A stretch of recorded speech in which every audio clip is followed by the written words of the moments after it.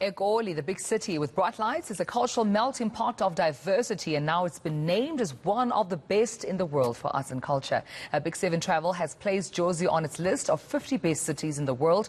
It lists Soweto and Newtown as hotspots to visit. And don't forget the 3 theatres, 4 major concert halls and 281 heritage sites. So let's find out what this actually means for the city and the province from Gauteng Arts and Culture MEC Mbali Hlope. MEC, thank you for your time and good morning to you. And also congratulations, I suppose, to the city and the province for making it to this really, big, just achievement in terms of being placed with other major cities around the world. But what does this actually mean for the province and the city, do you think?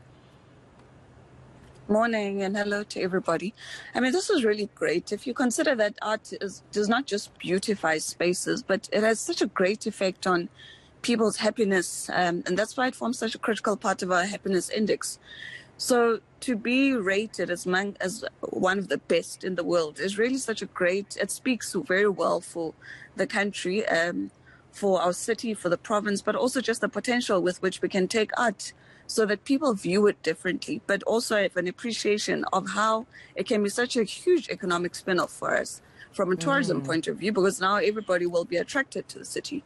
Absolutely. And I know that Soweto and Newtown were just amongst those named, but is this really where we can all go? I mean, if you're not from South Africa and you're trying to explore the city, are these the only big places that one can visit?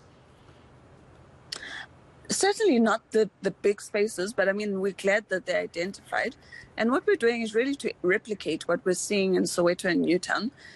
So, for example, we're working with the Semenya and Meleta, who are great legends, celebrated around the world, and they're building an art school.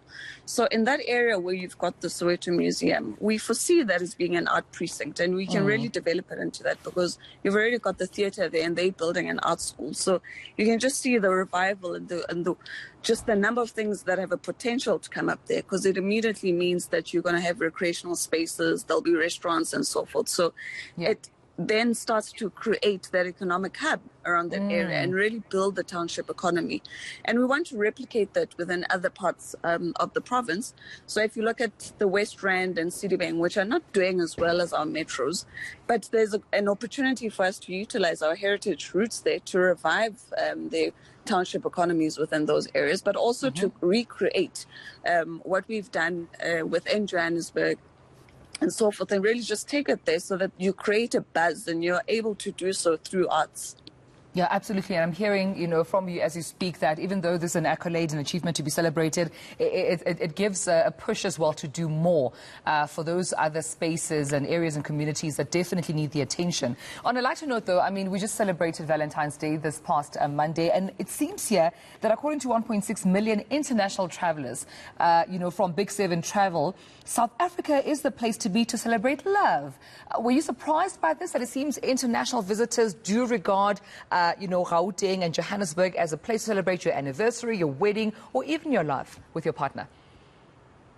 It absolutely is. I mean, we've got such beautiful spaces. And if you think about love and everybody wanting to celebrate their love for each other and so forth, you want to do that in beautiful spaces so that you can have those beautiful Instagram moments and for social media and so forth. So we're glad. I mean, and this is what our country really needs. If you consider, how the pandemic has really affected us and so forth. So when we speak about reviving our tourism, this comes right at such a critical time where we can be able to utilize that to really bring up our economy and start looking and reimagining what we want reality to be post the pandemic. So this is great for us, and we're proud of these accolades, and we're just hoping that everybody can have an appreciation for what this means for us, but also be able to see the potential with how they can be able to see some economic activity that can come through it. Absolutely. And, a big congrats to Johannesburg, once again being placed 38 on the list. Thank you so much, MEC of Sports, Arts and Culture and Recreation, Ms. Mbali Hlope.